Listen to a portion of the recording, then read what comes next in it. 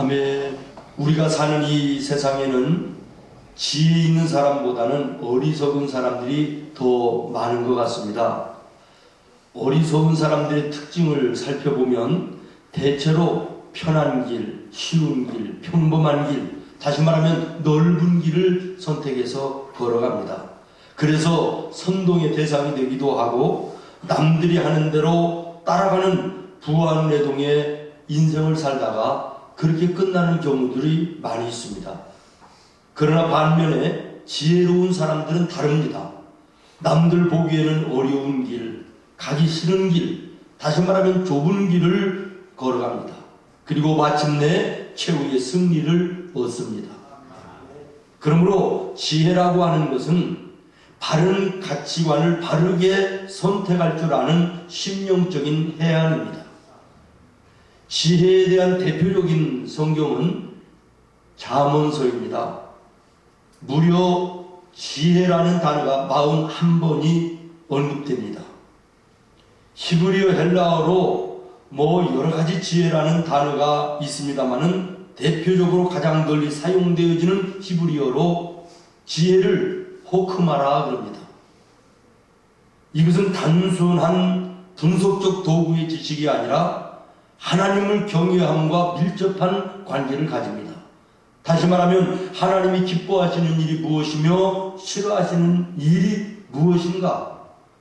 하나님이 원하시는 일이 무엇이며 하나님이 원치 않으시는 일이 무엇인가를 잘 분별하고 구별할 수 있는 능력, 이것이 호크마, 지혜라고 성경은 말하는 것입니다. 사랑하는 여러분, 12월의 첫 주일입니다. 오늘 설교의 제목 여러분 다시 한번 보시기 바랍니다. 시작. 12월입니다. 지혜로운 가치관으로. 우리가 지혜로운 가치관을 가지고 12월, 아니 2013년도를 잘 마무리하자라는 의미입니다. 그리고 오늘 읽은 전도서 7장 1절로 10절의 말씀은 지혜로운 사람이 지니고 있는 인격적인 특징을 우리들에게 말씀하시면서 오늘 지혜로운 자들로 나와 여러분도 이렇게 아름다운 한 해의 마무리, 그리고 아름다운 인생의 마무리를 원하고 계시는데, 그러면 지혜로운 인생이라는 것이 뭐냐라고 하는 거예요. 7절 말씀의 시작을 보면 좋은 이름이 좋은 기름보다 낫고 그랬습니다. 다시 말하면 지혜로운 자는 이름 관리를 잘하는 자다라는 거예요. 이스라엘 사람들에게 있어서 기름은 재산입니다. 기름이 많고 적음에 따라서 그 집의 부의 척도가 달라집니다. 그러므로 기름은 그들의 부의 상징이었습니다.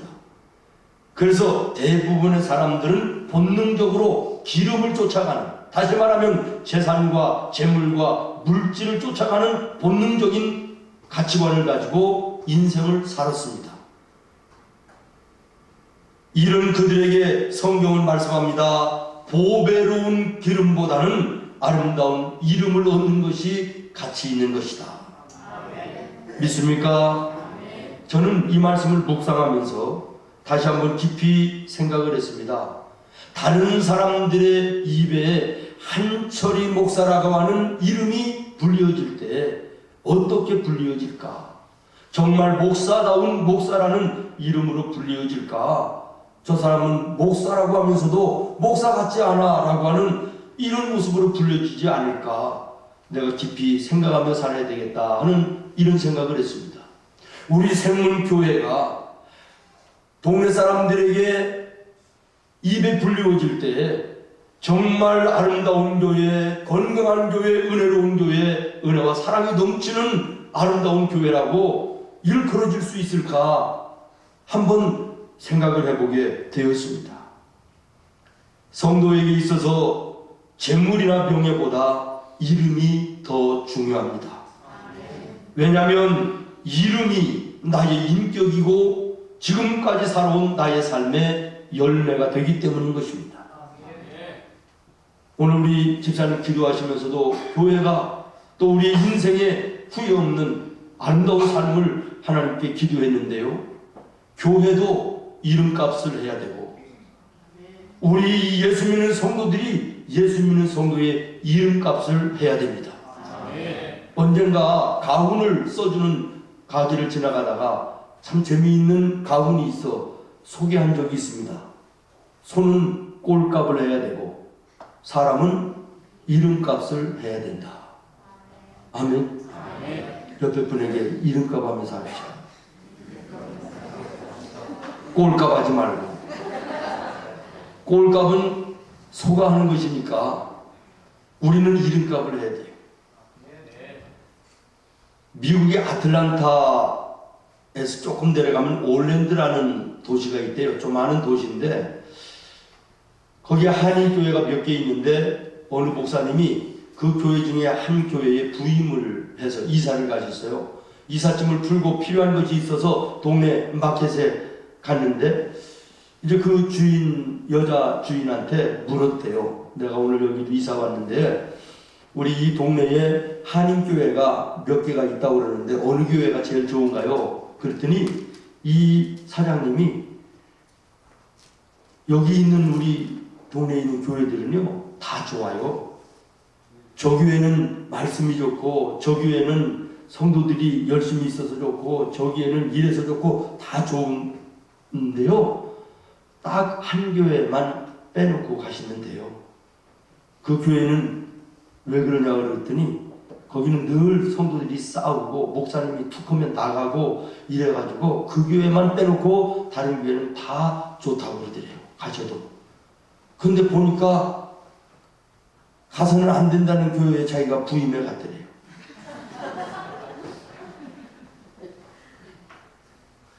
주일날이 왔어요. 성도들이 이제 새로운 목사님이 오셨으니까 안 나오던 성도들까지 다 이제 더 많이 갔는데요. 교회 앞을 들어가다 보니까 교회 무슨 한인 교회 짜만 누가 톱으로 잘라버린 거예요. 그 교회가 없어져 버렸어요.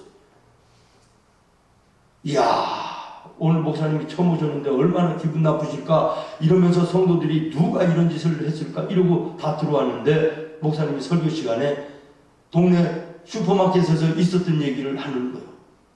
내가 이 동네에 교회들을 물어봤더니 다른 교회는 이래 저래 다 좋다고 그러는데 한 교회만 가서는 안 된다. 그 교회는 이렇게 이렇다더라. 그랬던 교회가 우리 교회다. 교회는 희망을 줘야 되는데 교회에 오면 절망을 준다. 상처를 가지고 오면 상처가 싸매지고 치료돼야 되는데 오히려 상처가 더 아픔으로 변한다.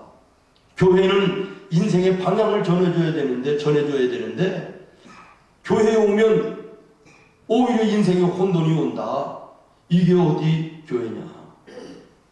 교회의 주인이 되시는 예수님을 모시고 그 뜻을 따라 신앙생활을 하든지 아니면 들어오면서 보신 대로 교회 이름을 없애야 된다. 다시 말하면 우리로 얘기하면 생문 교회자는 빼고 생문 동호회라든지 생문 지목회라든지 생문 클럽이라든지 이렇게 바꿔야 되지 않겠느냐. 내가 그래서 간판을 잘랐다. 부임해서 첫날 목사님이 배짱도 좋지 간판을 잘랐다. 교회가 이름값을 하면서 살아야 되지 않겠습니까? 이렇게 얘기를 했다 그래요. 그래서 그 교회가 고쳐지고 동네에서 은혜로운 교회가 됐다. 이런 얘기를 제가 읽었어요. 그렇습니다. 교회도 이름값을 해야 되는 줄로 믿습니다. 여러분 한번 생각해 보세요. 내가 감기 몸살이 들려가지고 보니까 간판이 무슨 약국이에요. 그래서 내가 들어가서 약을 달라고 그랬더니 생선을 팔아. 약은 없고. 그럼 여러분 뭐라고 얘기할래요? 아니 약국 간판 걸어놓고 생선을 팔면 됩니까? 약을 팔든지 아니면 이름을 바꾸든지 하십시오. 이렇게 얘기하지 않겠어요?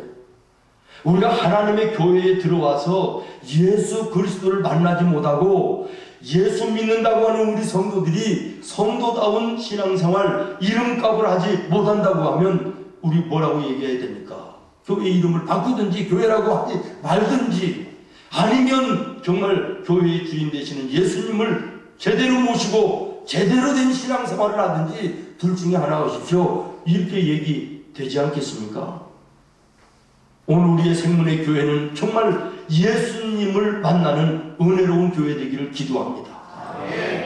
교회 안에 예수 믿는 우리 성도들이 정말 세상 사람들에게 보여질 때 저 사람은 예수 믿는 사람이다 인정받을 수 있는 이런 교회가 되기를 바랍니다. 이게 이름값이에요. 제가 지난주에 어느 목사님으로부터 소개를 받아가지고 요즘에는 서점에 안 가도 인터넷으로 책을 사서 인터넷으로 보아요. 얼마나 편한 시대가 됐는지. 제가 책을 한 권 봤는데 잊혀진 사람들의 마을이라고 하는 제목의 책이에요. 김효성 목사님이라는 분이 이제 얘기인데요. 이분은 독일에서 15년을 신학을 공부하고 한국에 있는 신학대학에서 교수로 청빙을 받아가지고 강의를 하러 들어오셨어요. 대학 강단에서 강의를 하는데 채워지지 않는 영적 갈증이 있는 거예요. 그런데 어느 날 어느 목사님이 서울에서 남쪽으로 600km 떨어진 어느 마을, 나환자들의 정착촌이래요. 영호마을이라 그러네요. 소록도 옆에 있대요. 동네 사람들이 한 250명 정도 되는 조그마한 동네에, 그러니 성도들 수는 몇 명이나 되겠어요. 그런 교회에 이분이 15년을 유학을 하고 대학에서 교수를 하던 분이 다 버리고 조그마한 농촌교회, 그것도 나병 환자들의 정착촌인 그 마을에 부임을 해서 가신 거예요. 그러면서 거기서 이제 목회하면서 쓰신 그런 이야기들의 내용인데요. 그 내용 중에 이런 얘기가 있더라고요. 예수 믿은 지 1년 정도 되는 양씨라는 분이 계시대요. 그분이 하루는 성질이 나가지고 씩씩거리면서 목사님을 촬영을 사택에. 그래서 왜 그러냐 그랬더니, 목사님 이런 때는 어떻게 해야 됩니까? 내가 성질 같아서는 전부 들어 엎어버리고 싶은데 그래도 내가 목사님한테 상의를 하려고 왔습니다. 웬일이냐 그랬더니, 옆집하고 담 하나 사이에 돌담으로 이렇게 담을 옆에 사는데 어느 날 자기 집에 돼지 5마리가 암돼지래. 그것도 5마리가 새끼 뱉대 다. 그런데 옆집에 담을 어떻게 넘어갔는지 어디로 갔는지 옆집에 채소밭을 엉망진창으로 만들어놨더라. 그랬더니 이 할아버지가, 영감님이 물어내라, 변상하라. 그러니까 이분이 당연히 변상하죠. 돼지 1마리 팔아서 절반만 돈 들여도 아직도 뭐 배추무 얼마든지 사줄 수 있으니까 해준다고 그랬대. 그랬더니 그거 갖고는 안 되고 우리 집 담을 넘어온 5마리 돼지 못 준다. 자기 갖겠다. 아니, 이게 실제적인 얘기예요. 그 책에 나와요. 제가 조금 각색을 해요. 못 준다고 그러더니 성질 나가지고 와가지고 성질 같아서는 막 들어엎고 싶은데 어떻게 했냐고. 그 목사님이 잠깐 생각하시다가, 양씨, 우리 예수 믿는 사람 아닙니까? 만약에 그것을 싸워가지고 그걸 뺏어오면 이 양반 동네에 그래도 말 많은 할아버지인데 사람들마다 붙들고 1년 365일 교회 다니는 사람, 예수 믿는 사람 교회 욕오고 다닐 텐데 조금 억울해도 그냥 주시오. 그랬대. 그랬더니 그래도 1년밖에 안 된 초신자가 말이요, 목사님이 그렇게 얘기했다고 알았다고 그러고 그냥 갔다는 거예요. 그런데 서너 달 지났는데요, 또 막 사택에 막 쫓아왔더래. 그래서 왜 그러냐고 그랬더니, 이런 때는 어떻게 하냐고 그러면서, 이번에는 말이지 반대 현상이 일어났는데 그쪽 집에 황소 7마리가 우리 담을 넘어와가지고 채소밭을 절단냈는데, 이거 이제는 우리 거지요? 가져도 되지요? 그래서 목사님이 가만히 생각하다가, 양씨, 우리는 예수 믿는 사람 아니에요? 우리가 5마리 돼지 뺏겼을 때 마음이 어땠어요? 그랬더니 며칠 잠 못 잤지요. 그러면 그 할아버지 7마리 소 뺏기면 어떨 것 같아요? 그러니까 우리가 예수 믿는 사람이니까 하나님이 더 좋은 걸 주실 줄로 믿고 그냥 돌려보내십시오. 좋아서 왔다가 그래도 목사님이 그러려니까 그냥 가서 돌려주었대요. 그랬더니 그 다음날 그 영감님이요, 돼지 90마리를 끌고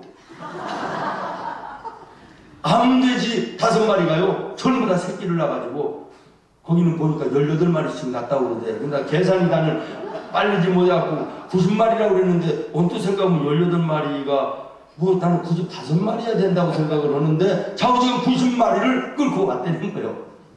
근데 양심에 가책이 돼서 도저히 내가 갖고 있지를 못하겠다고. 그런데 더 중요한 것은 이 양씨가 뭐라고 하냐면, 목사님 그보다 더 중요한 것은요, 우리 동네 사람들이요 나를요 다 예수 믿는 사람이라고 인정을 해요. 제가 여러분들에게 말씀드리려고 하는 게 이거예요. 우리가 손해를 보더라도 억울한 일이 있더라도 예수 믿는 것 때문에 예수님의 이름으로 참고 넘기면 하나님이 갚아주시는 거예요. 그리고 사람들로 하여금 저 사람은 예수 믿는 사람이다 인정받는 이런 모습이 되는 거예요. 저는 하나님께 기도할 때마다 이렇게 기도합니다. 우리 성도들을 위해서 기도할 때, 하나님, 우리 생명교회 성도들이 세상에 나가서 살 때 예수 믿는 것이 경쟁력이 되게 하여 주시옵소서. 생명교회 다니는 것이 브랜드가 되게 하여 주시옵소서. 여러분도 기도하시기 바랍니다. 하나님, 내 이름에 힘을 주시옵소서. 내 이름만으로도 도덕성이 상징되어지고 예수 믿는다고 하는 것이 상징되어지는 이름이 되게 하여 주시옵소서. 이것이 인생을 지혜롭게 사는 자의 모습인 거예요. 그러면 두 번째, 지혜로운 자는 죽음을 인식하며 사는 것입니다. 1절 하반절, 죽는 날이 출생하는 날보다 나으며, 2절 초상집에 가는 것이 잔치집에 가는 것보다 나으니 모든 사람의 끝이 이와 같이 됨이라. 산 자는 이것을 그의 마음에 둘지어다. 내려가서 4절 여러분이 읽어요. 4절 시작. 지혜자의 마음은 초상집에 있으되 우매한 자의 마음은 궁중에 있느니라. 아멘. 지혜로운 사람은 죽음을 생각하며 사는 사람이라. 사람의 본능은요, 잔치집에 가고 싶어요. 거기에는 웃음이 있고 즐거움도 있고 편안함도 있기 때문입니다. 그러나 성경은 잔치집보다는 초상집에 마음을 두고 살으라고 말합니다. 잔치에는 환상과 망각을 가져다 줄 수 있지만 초상, 다시 말하면 죽음 앞에는 자신의 실존을 발견하게 되는 아주 귀한 자리가 될 수 있는 거예요. 죽어서 누워있는 그 사람을 보면서 나도 언젠가는 저렇게 될 것인데 나는 과연 지금까지 살아온 인생 제대로 살아왔나? 지금 내가 제대로 살고 있나? 앞으로 남은 인생 내가 어떻게 살아야 될 것인가를 생각하는 아주 귀하고 값진 자리가 죽음의 자리가 되는 것입니다.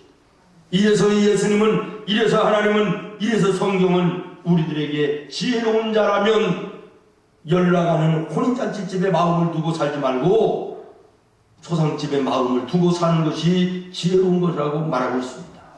여러분, 잔치집에서 먹고 마시고 즐기면서 인생의 참 의미를 나는 깨달았노라고 얘기하는 사람 만나본 적이 있습니까? 없습니다.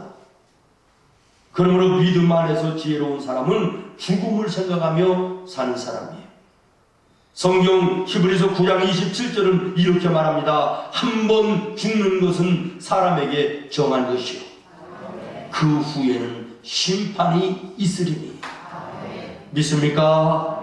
여러분 한번 따라하기 하겠습니다. 한 번 죽는 것은 사람에게 정한 것이요 그 후에는 심판이 있으리니. 이 진리의 말씀이 초상집에서 깨달아지게 되는 것입니다. 여러분, 사계절의 변화 속에서도 내 인생을 바라볼 수 있는 믿음의 지혜가 있기를 바랍니다. 달랑 한 장 남은 12월의 달력 앞에서도 내 인생을 바라볼 수 있는 믿음의 영적 지혜가 여러분에게 있기를 바랍니다. 나도 언젠가는 달랑 한 장 남은 이 마지막 달력처럼 인생의 마지막이 올 것인데, 따뜻하고 아름다운 모든 계절 지나고 추운 겨울 같은 내 인생의 겨울 내게도 올 것인데, 내 자신을 돌아볼 수 있는 지혜가 나와 여러분에게 있어야 돼요. 지난주에 우리 강정림 집사님 시어머니가 돌아가셔서 저도 순창까지 이렇게 내려갔다 왔는데요. 여러분 잘 아시잖아요. 수요일 날 시어머니와 함께 김장을 했대요. 그리고 목요일 날 집사님은 올라오셨어요. 그런데 금요일 날 전화가 왔는데 돌아가셨다는 거예요. 여러분 이게 인생 아닙니까? 어제 건강했어도 하루 저녁에 저렇게 가시는 거예요. 얼마나 기가 막히신지 우리 집사님이 사택에 전화를 했는데 우리 집사람이 받았는데요. 첫 마디가 뭐냐면 가불었어요. 가불었어요. 얼마나 황당하면 그렇게 얘기하셨겠어요. 저는 그 얘기를 들으면서 맞는 얘기다. 가버린 거다. 죄송한데 아까 허락을 받았어요. 시어머니가 예수님을 믿지 않고 돌아가셨기 때문에 가버리셨다는 표현이 나는 맞다고 생각해요. 어디로 갔는지 몰라요. 어디로 갔는지 몰라요. 우리 예수 믿는 성도들은 가버리는 것이 아니라 돌아가는 것입니다. 돌아갈 곳이 있는 하나님 품, 나의 영원한 본향 하나님 나라로 돌아가는 거예요. 이게 예수 믿는 사람과 믿지 않는 사람의 차이인 거예요. 인생은 선물이다라는 책을 제가 보면서 인생의 선물이다라는 책의 마지막 장, 마지막 이야기가 뭐냐면 돌아갈 곳이 있으면 인생은 여행이고 돌아갈 곳이 없으면 인생은 방황입니다. 이야, 이런 말을 어떻게 할 수 있을까? 참 보시는 말 의미 있지 않아요? 여러분 한번 다시 한번 음미해 보세요. 돌아갈 곳이 있으면 그 인생은 여행이고 돌아갈 곳이 없으면 그 인생은 방황이라.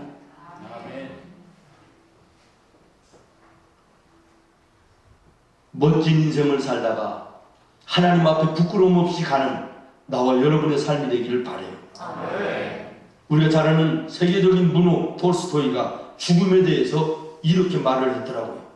이 세상에 죽음만큼 확실한 것은 없다. 그런데 왜 사람들은 겨울 살 준비를 하면서 죽음을 준비하지 않는 것일까? 참 의미 있습니다. 12월에 우리에게 주는 참 도움되는 말이라고 생각합니다. 여러분 생각나십니까? 세계의 묘비명 중에서 가장 유명한 버나드 쇼의 묘비명 생각나시나요? 비석에 아무런 글이 없고 딱 한 줄 허둥지둥 하더니 이렇게 될 줄 알았다. 이게 묘비명이라. 여러분 제대로 살고 있습니까? 지혜자의 마음은 초상집에 있으되 운명한 자의 마음은 혼인집에 있느니라. 마지막으로 세 번째, 지혜로운 자는 유종의 미를 거두는 자입니다. 오늘 8절 말씀 보십시오. 일의 끝이 시작보다 낫고 참는 마음이 교만한 마음보다 나으니. 다시 말하면 끝이 시작보다 좋아야 이것이 지혜로운 인생을 사는 것이다. 여러분 이 말을 뒤집어서 말하면 어리석은 자는 시작만 시끌벅적하고 거창하고 화려한데 끝은 흐지부지하고 작심삼일로 끝나고 말아버린다는 거예요. 이게 어리석은 자의 특징이에요. 그러나 지혜로운 사람은 처음에 시작은 별 볼 일 없어도 나중은 잘 되어지고 창대하게 되는 것, 이것이 지혜로운 인생이고요. 이것이 성경의 원리인 것입니다. 몇 년 전에 기독교 신문에요, 아주 그 기사가 하나 이렇게 박스 기사가 났는데 제목이 뭐냐면 한국 제일 큰 교회가 문을 닫다, 이렇게 나왔어요. 한국 제일 큰 교회가 문을 닫다. 깜짝 놀라서요. 아니 한국에서 제일 큰 교회라면 여의도 순복음교회인데, 아니 무슨 일로 여의도 순복음교회가 문을 닫았을까? 그래서 가만히 읽어봤더니 내용이 뭐냐면, 저 신림동인가 봉천동 어느 쪽인데, 그쪽인데 지하 10평에 교회가 1년 전에 개척한 교회인데 교회 이름이 한국 제일 큰 교회예요.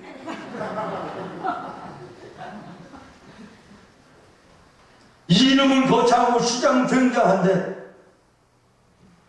이게 우리 한국 사람들의 대체적인 모습이라는 거예요.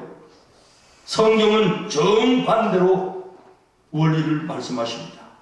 처음은 보잘것없는 생명으로 시작하지만, 그러나 하나님이 함께 하신 속에 점점 자라나고 점점 불어나고 점점 커져가는 것, 이것이 성경의 원리인 것입니다. 그래서 마침내는 물이 바다 덮음같이 결국에는 세상을 적시고 예수로 변화시키는 능력, 이것이 예수의 생명이며 예수의 복음인 것입니다. 예수님께서도 천국의 비유를 말씀하시면서 마태복음 13장에 겨자씨 비유를 말씀하지 않습니까? 처음에 겨자씨 작은 것이지만 그것이 자라나면 나중에는 큰 나무가 되고 거기에 수많은 새들이 들어와 깃을 들이고 사는 아름다운 곳이 된다. 저는 27년 전 우리 생문교회를 개척하면서 영원한 표를 정했습니다. 그리고 개척하면서 그 제목으로 설교했던 것이 기억에 생생합니다. 그래서 제가 인터넷에 우리 교회 홈페이지에 들어가서 우리 교회 연역을 쳐봤어요. 그랬더니 우리 교회가 설립된 27년 전 1986년도의 표가 뭐냐면, 작은 것부터, 나부터, 지금부터예요. 작은 것부터, 나부터, 지금부터. 그러면서 제가 그 설교의 원고를 찾아봤어요. 내용 중에 뭐라고 있냐면, 지금은 우리가 7, 8명이 모여서 예배로 시작한다. 교회를 시작한다. 그러나 하나님께서 부흥케 하시사 한국에 영향력을 끼치는 교회가 되게 하실 것이다. 그 원고에 제가 그렇게 원고가 남아있더라고요. 얼마나 감동하고 감격스러웠는지 몰라요. 사랑하는 여러분, 지금은 지극히 작지만 하나님을 의지하고 밀고 나가면 후에는 장대하게 되어지는 놀라운 은혜가 하나님의 법칙입니다. 오늘 여러분의 사업이, 여러분의 가정이, 여러분의 자녀들이 지금은 미약할지라도 하나님을 의지하고 나아가면 하나님께서 겨자씨가 변하여 큰 나무가 되게 하시는 것처럼 장대하게 하시는 은혜 베풀어 주실 것입니다. 여러분, 아무리 주먹만한, 아니 뭐 축구공만한, 농구공만한 금덩어리라도 땅속에 묻어놓고 10년이 아니라 100년을 기다려도 그것은 그대로 크지를 않고 그대로 있는 거예요. 그러나 겨자씨는 눈으로 보이지 않는 조그마한 것이지만 심어놓으면 거기에서 싹이 나고 자라나서 나중에는 4m, 5m의 큰 나무가 되고 수많은 새들이 날아와서 둥지를 드는 생명 있는 아름다운 거대한 나무가 되어지는 것입니다. 30배, 60배, 100배가 열리는 것입니다. 사랑하는 성도 여러분, 겨자씨 여기에 능력의 핵심은 어디에 있습니까? 크기에 있는 것이 아닙니다. 그 속에 담겨있는 생명에 있는 줄로 믿습니다.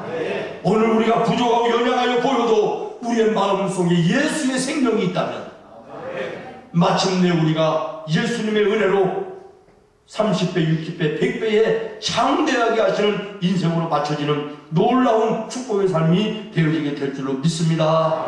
사랑하는 성도 여러분, 겨자씨 같은 믿음을 심으시기를 바랍니다. 겨자씨 같을지라도 그 기도를 하나님께 심으시기를 바랍니다. 겨자씨 같은 전도의 열 씨앗을 심으시기를 바랍니다. 나중은 심히 창대하게 하시는 하나님의 놀라운 역사를 간증하는 간증자들이 될 것입니다. 성도 여러분, 세상 사람들이 두고 보자 그러면 그건 무섭지 않습니다.